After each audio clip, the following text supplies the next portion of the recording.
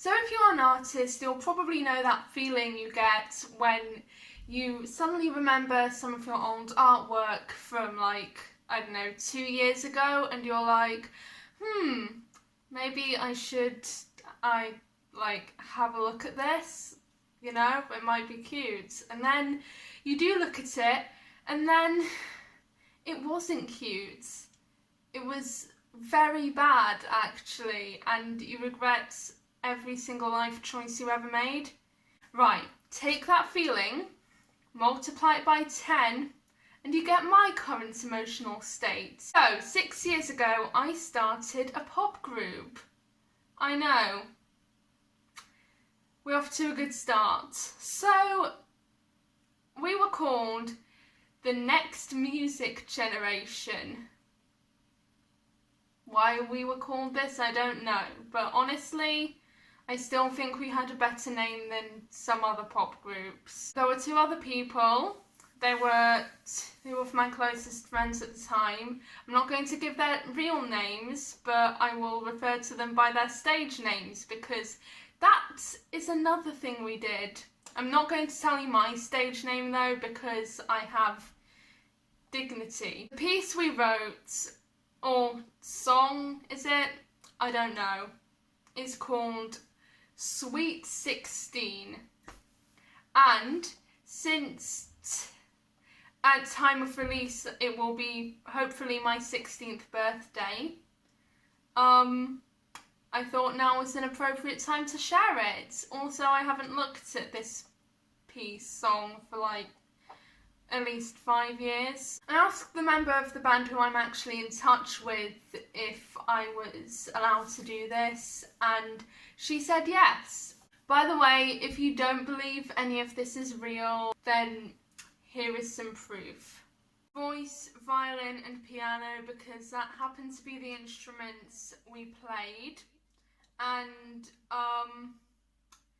it's a weird mix, I know, but it didn't work, no. It was terrible right from the get-go. So we start, as you can see, with this violin opening. This is very basic. It's a slow trill on a B. Then there's a piano bit, which is quite lazy really, it's just in octaves. And then I didn't even try to be interesting with this bass, it's just 1/5. That's literally what it is. Also, the chord sequence here legit looks like it came from a grade 2 embarresses syllabus. Like, wow. Was that really all I knew? And now the voice comes in, and I'm also going to be looking a bit at the lyrics here, because they are interesting, to say the least. By the way, in the instrumentals, it's just an E again, because I didn't know how to do anything interesting, clearly. So, as you can see, I've got 100 invites. I don't know what the meter's doing here, by the way. I was clearly trying to do some, like, imitation call and response sequence effects, but I failed because it's not within the actual meter that I established at the beginning, and as such it just sounds like this. And also, what is this harmony? None of these notes harmonise.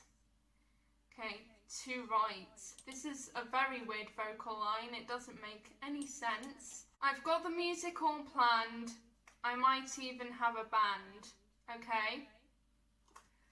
So, nothing weird so far, except with the instrumental, like, this is clearly a 5 chord, and I put a 1 chord at the bottom, so again, it really clashes. This entire piece really clashes. It's madness. Fortissimo. I love this. Fortissimo. With my one shoulder off black skinny dress, I might even look the best. Ah, black skinny dress. Peak writing, everyone.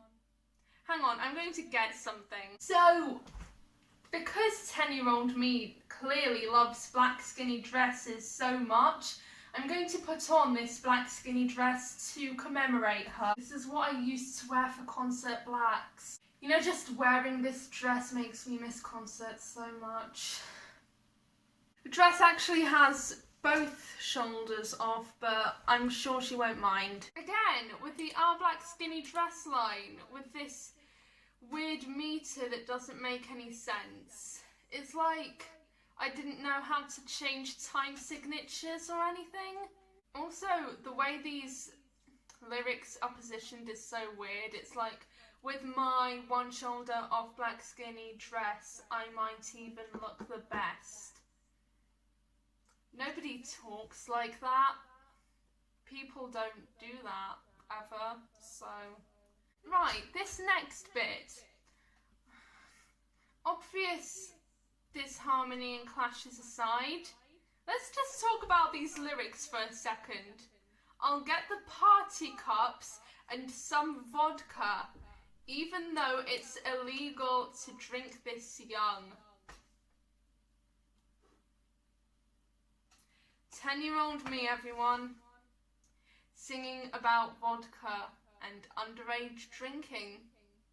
You know, actually, it's for the best that we didn't, manage to do much with this piece, because, wow, what is this?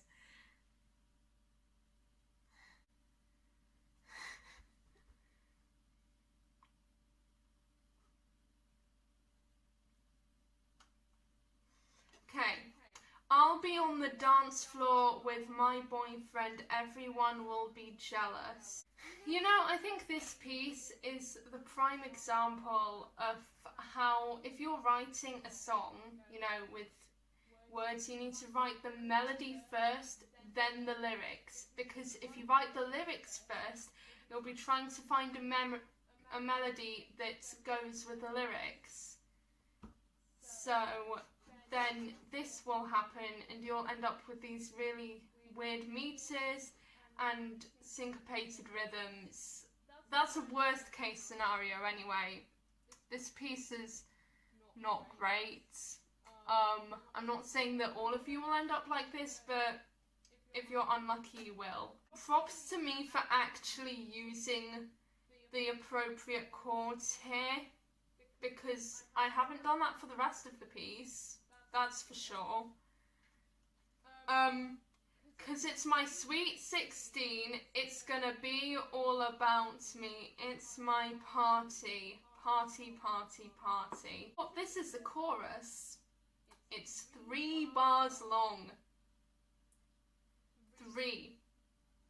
And probably 10 seconds long.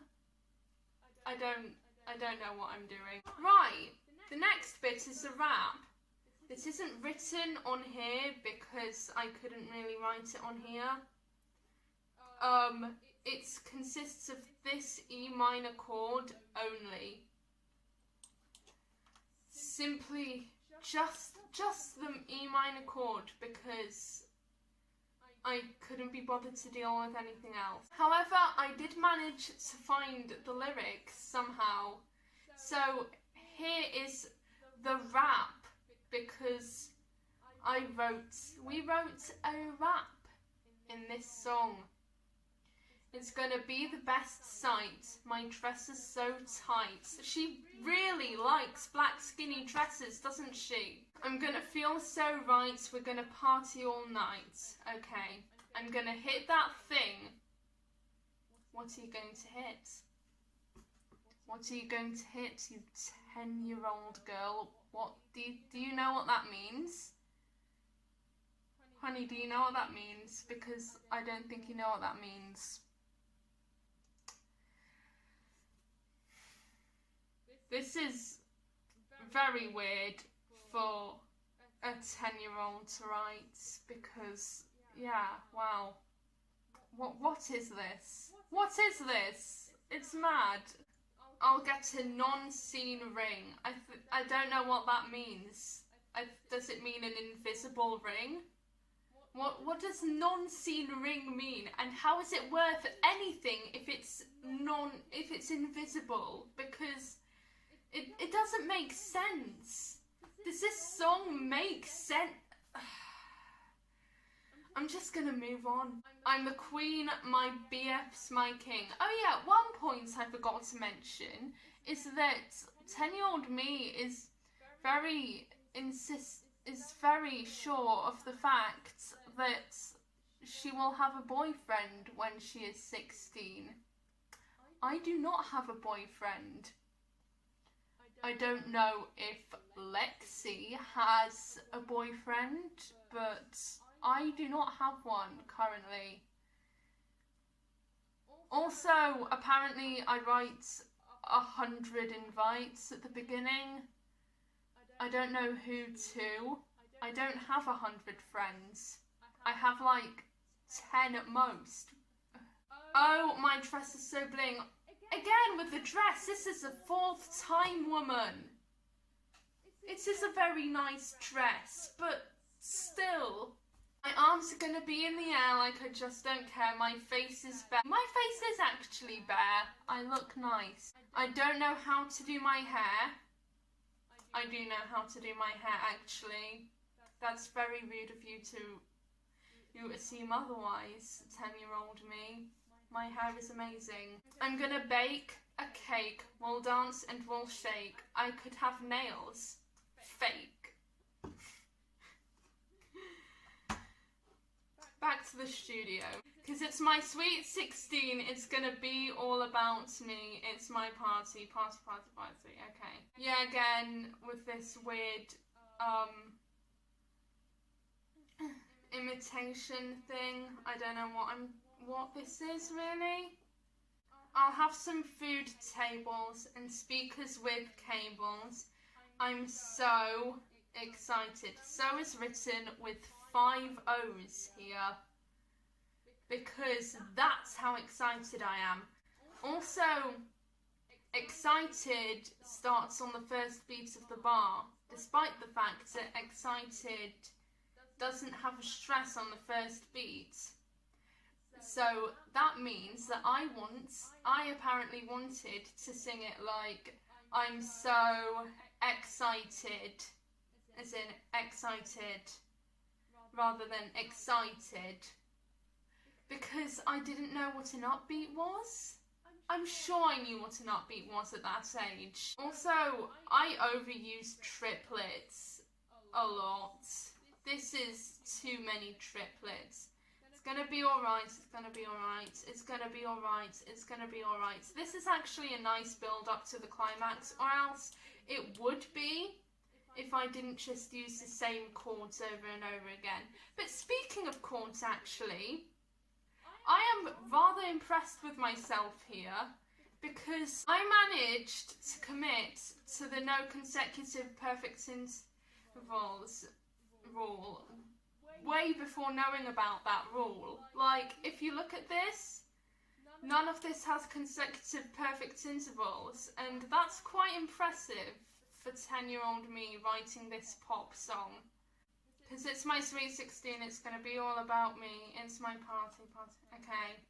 And then this last G major chord that comes out of nowhere, where it should be modulating to E minor. I should have written an A here. And then sweet 16. The rhythm of this doesn't make any sense, and neither does this random bar rest here, and neither does this acciaccatura, but oh well. So that's it. That was such a weird experience. I hated every second of it. I hate this piece so much.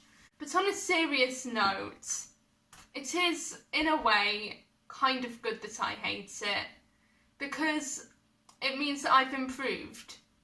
and I definitely have improved with my compositions. Like, I can assure you, this is a lot better than this.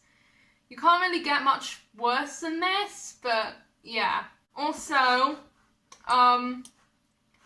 if you are a child who is 10 watching this video, which none of the 5 of you watching are, but if you are somehow and you came across this video, don't listen to songs about alcohol abuse and sex, because they will ruin you, and they will prompt you to write songs like this. So the moral is, stay safe and don't do stupid things like this. Peace.